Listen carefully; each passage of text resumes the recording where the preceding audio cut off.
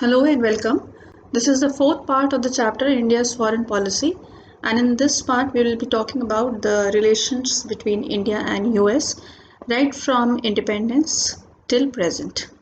Okay, so let's quickly begin the video. Now, Indo-US relations during the Cold War, after independence for a much long time, India and US could not cultivate a very friendly relationship. The main reason of this was the India leading the non-aligned movement. So India decided to follow an independent foreign policy and to prevent the other powers also joining any big power group during the Cold War period. Okay, so this was mainly the reason why America was not happy with India, and instead America developed friendly relations with Pakistan.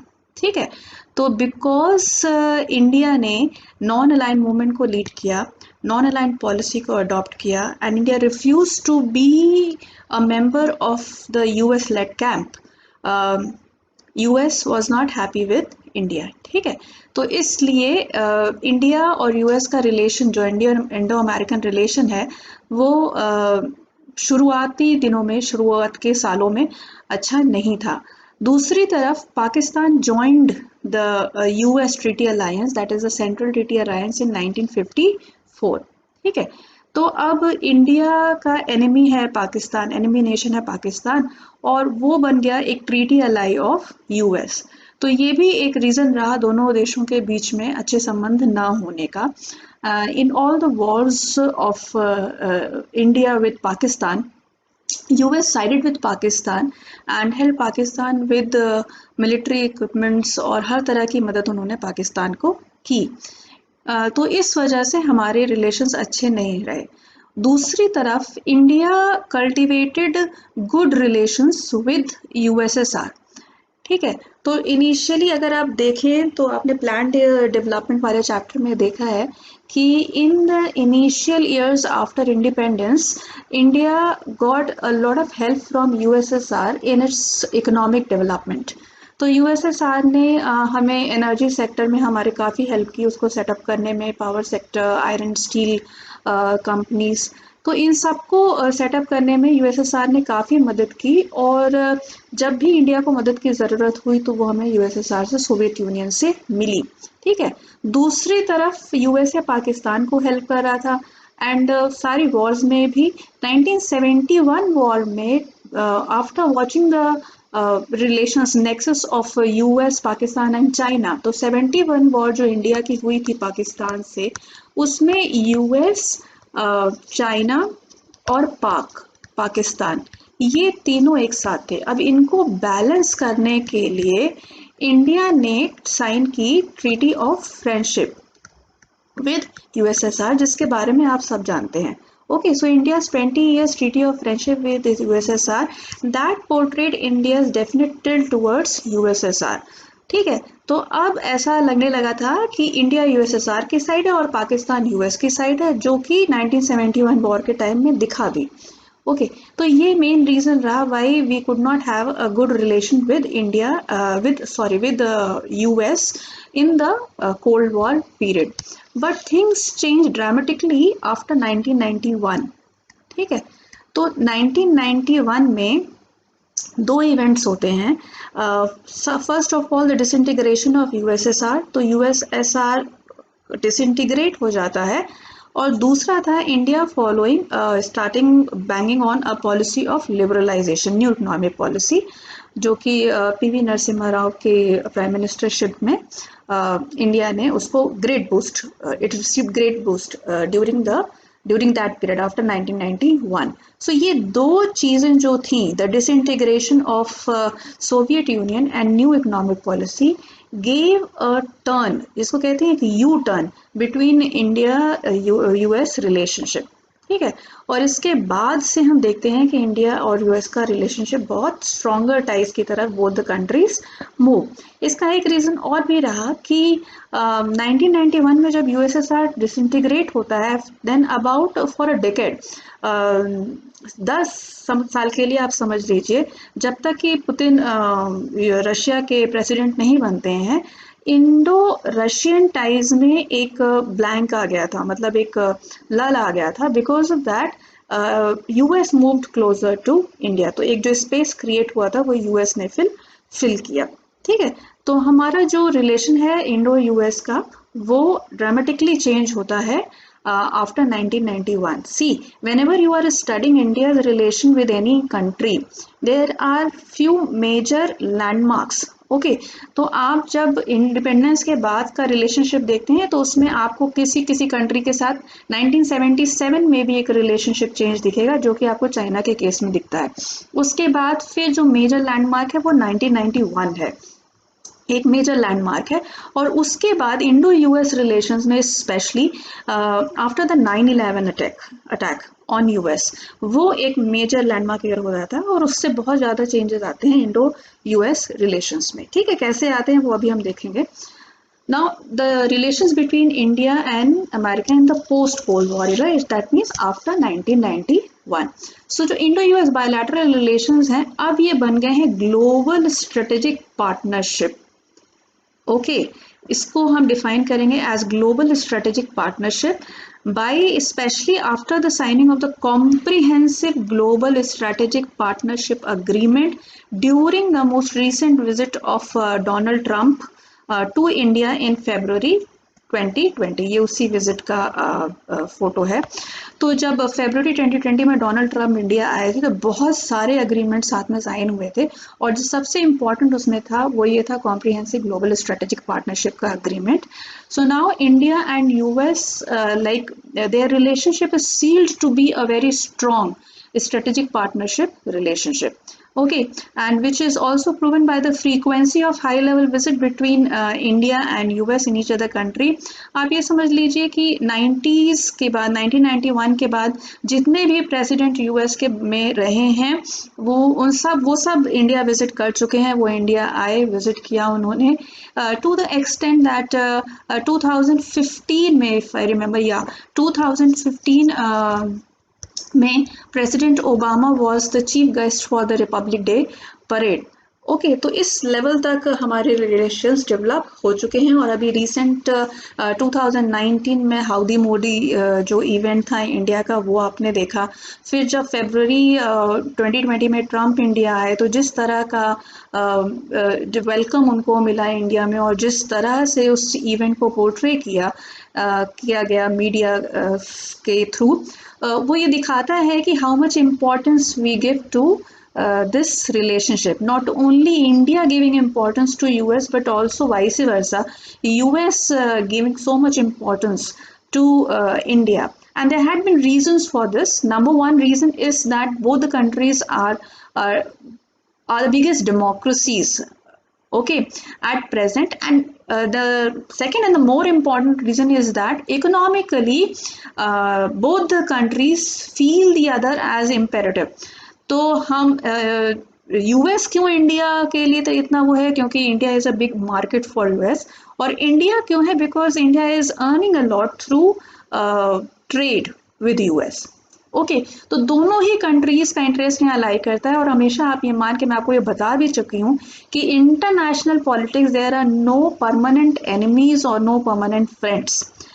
Okay जो US कभी हमको अनाज export करने के लिए इतने conditions लगाता था, वो यूएस आज हमारा इतना अच्छा दोस्त है। ठीक है, तो हमारे रिलेशन में, और अनदर एग्जाम्पल, इसका बहुत बड़ा एग्जाम्पल है कि सेकेंड वर्ल्ड वॉर के टाइम में US was an enemy of Germany and Japan. Now you can see the relations between these countries. They are very close relationships.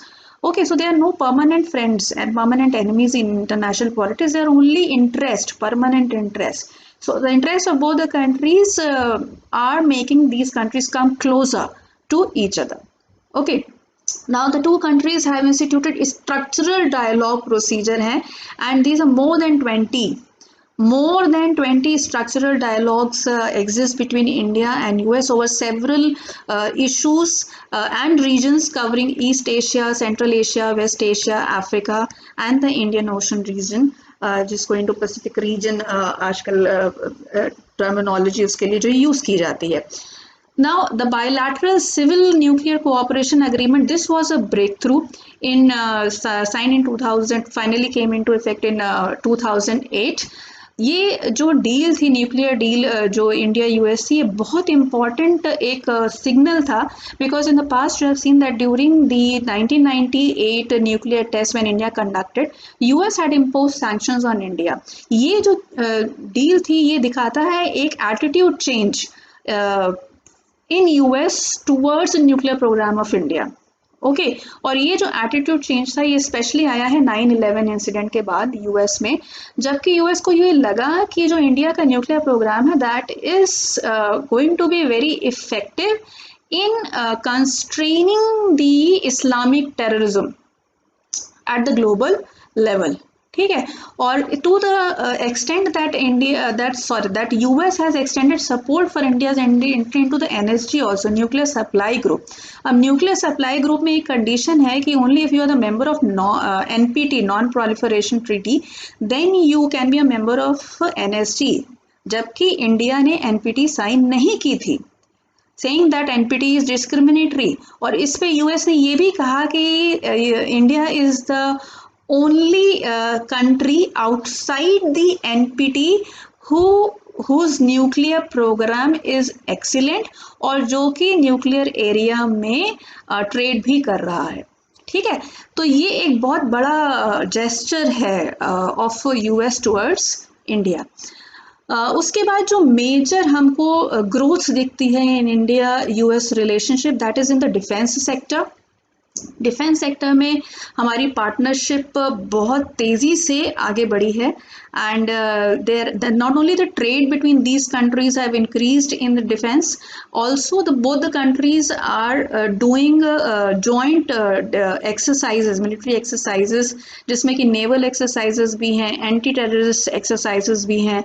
तो हम जॉइंट एक्सरसाइजेस कर रहे हैं बोथ द कंट्रीज. उसके बाद बहुत से डिफेंस अग्रीमेंट एग्जिस्ट करते हैं between India and US, making it a strategic partner of US in the defence sector as well. और इसमें जो मेन है ये मैंने यहाँ पे दिए हैं नाम, अगर आप याद कर सकें तो याद कर लीजिए, नहीं याद कर सकते हैं तो एटलीस्ट इनके शॉर्ट फॉर्म्स भी मेंशन कर सकते हैं आप आंसर में.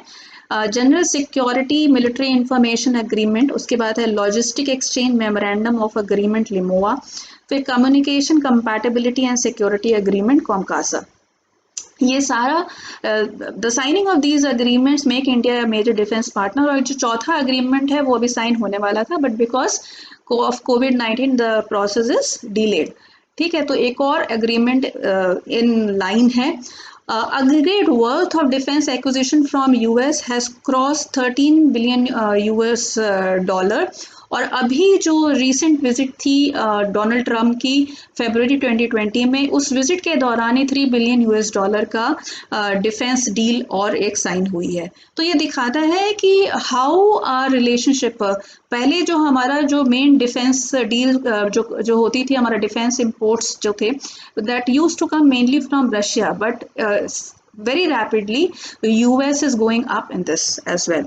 Okay, उसके बाद फिर जो हमारा बायलैटरल ट्रेड है that has grown from $5.6 billion in 1991 to more than $105 billion in 2018, and in the next 15 years it is estimated to go up. इसको जो टारगेट इन्होंने रखा है वो $500 billion US डॉलर का रखा है फॉर द नेक्स्ट 15 years, इसको वहाँ तक लेके जाना है. US is the 5th largest source of foreign direct investment in India in 2019-20. It is a big thing.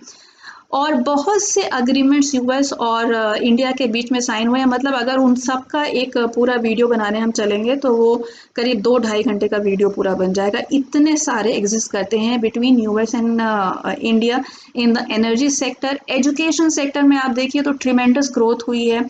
The number of students, Indian students who are studying in US is going up. year by year, and it is a main source of income for the US government.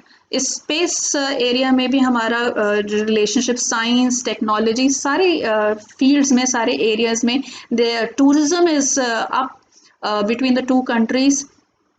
Okay, and then you have this Indo-American diaspora, which is playing a very big role in the relations between India and US, to the extent कि president Obama ने भी Diwali celebrate की white house में, और जब Trump बने president USA के, तो उन्होंने दिवाली सेलिब्रेट की वाइट हाउस में.